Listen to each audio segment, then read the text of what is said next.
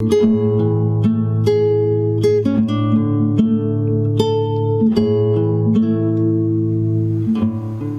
now, it's time for DJ Raqi's Secret Files.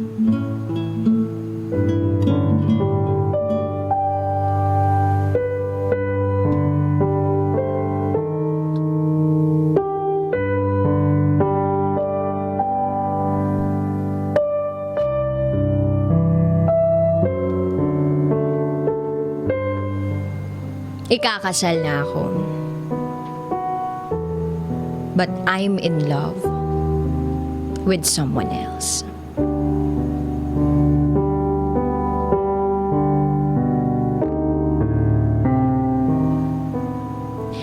It took me days before deciding to finally share my secret file. Itago niyo na lang ako sa pangalan Nate. I am 32 years old. Isang chef.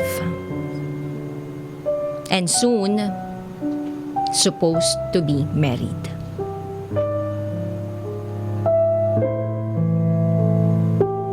Nasabi kong soon because I already have a fiance. But until now, I am trapped.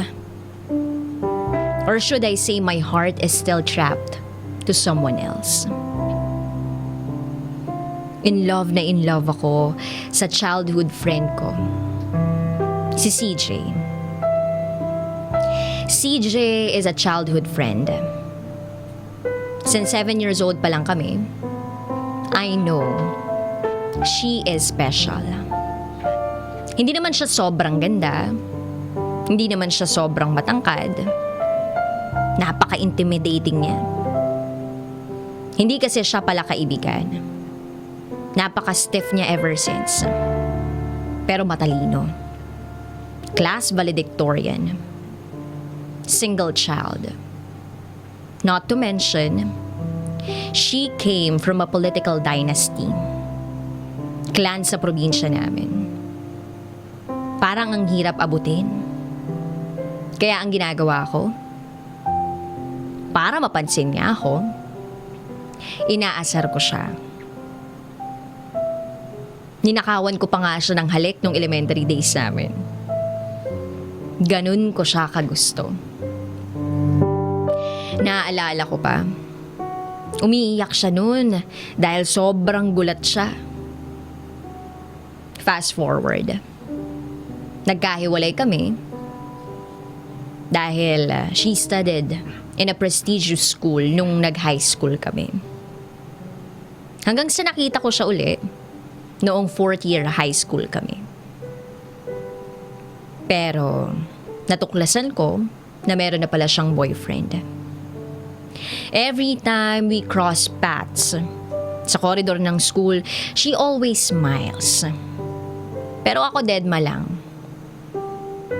Di ko kasi alam, pero parang di ko alam kung anong gagawin ko every time na malapit siya sa akin. Kabaligtaran nung elementary days namin, na ako yung panay na kumukulit sa kanya. Pero pag nakalampas na siya sa akin, inahabol ko pa rin siya ng tingin. Nasabi ko sa sarili ko na sa mga panahon na lumipas, hindi pa rin nagbabago yung nararamdaman ko para sa kanya.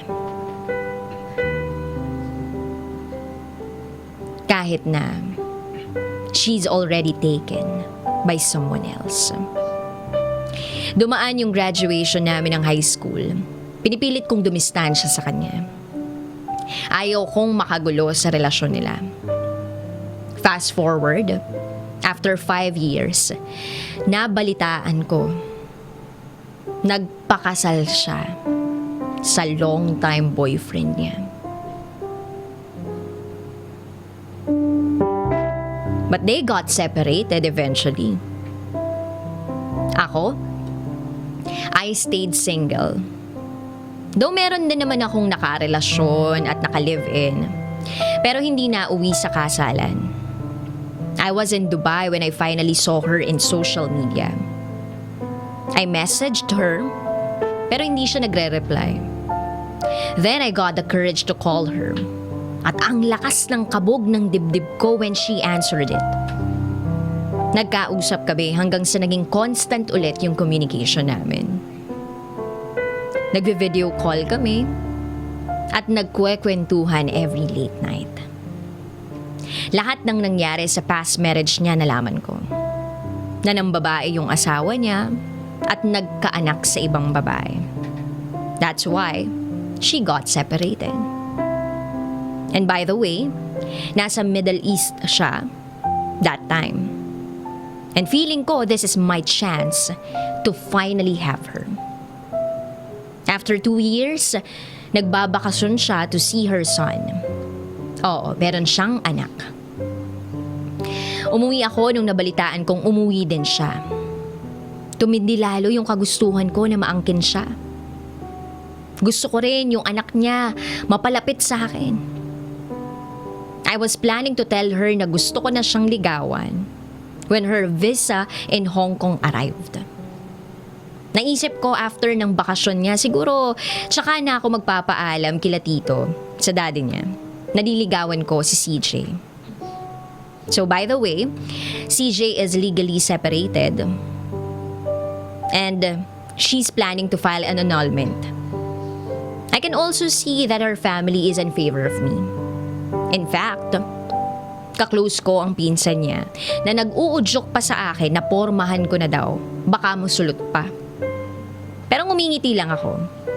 Naisip ko, yun naman talaga yung plano ko. Natapos ang bakasyon ko and I flew back to Dubai. Kaso, after more than a year, CJ told me she is falling for someone else na nakilala niya rin sa Hong Kong.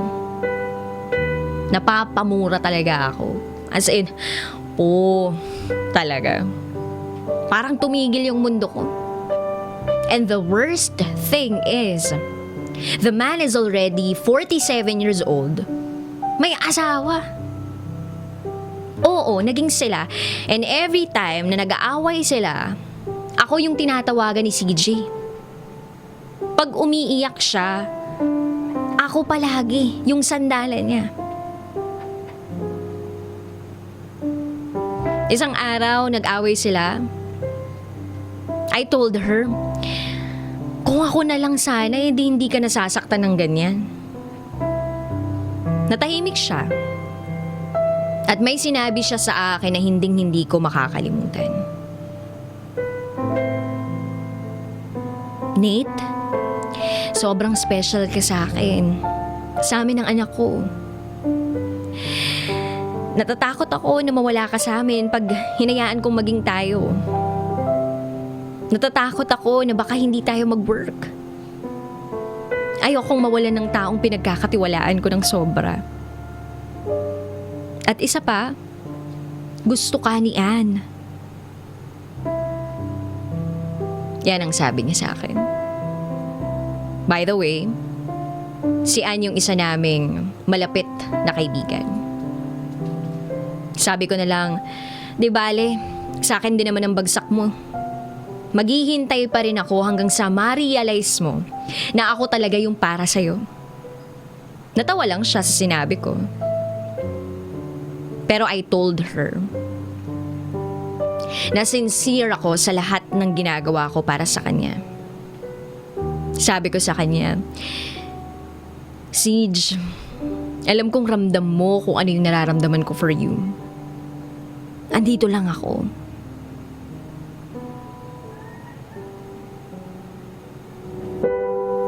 After 2 years, umuwi ako. Nung time din na yun, nasa Pilipinas siya. Nag-out of the country kami. Kasama yung anak niya. At kasama yung pinsan niya. Pakiramdam ko nung panahon na yon, isa kaming buong pamilya. Kaya lang, I saw her crying in her room while checking her social media account. Kaya pala siya umiiyak ay dahil nakita niya yung pictures ng boyfriend niya with his family. So ayun. She cried so hard. At ako naman si tanga.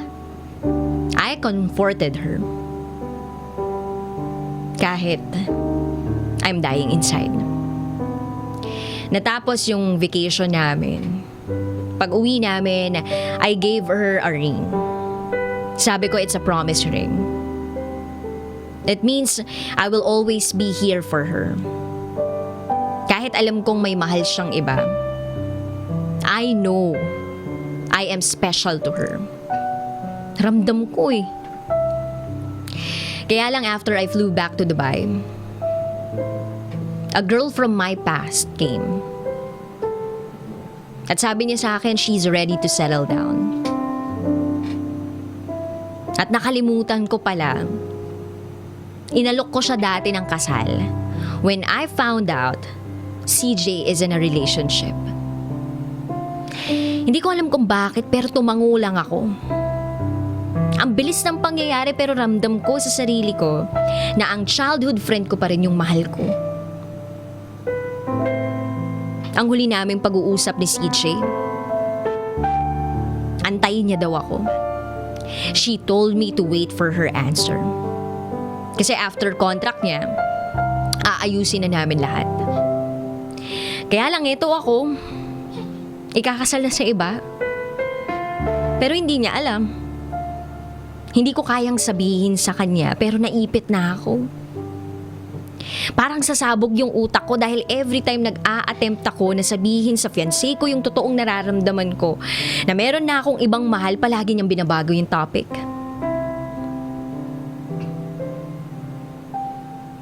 Mabait naman yung fiance ko.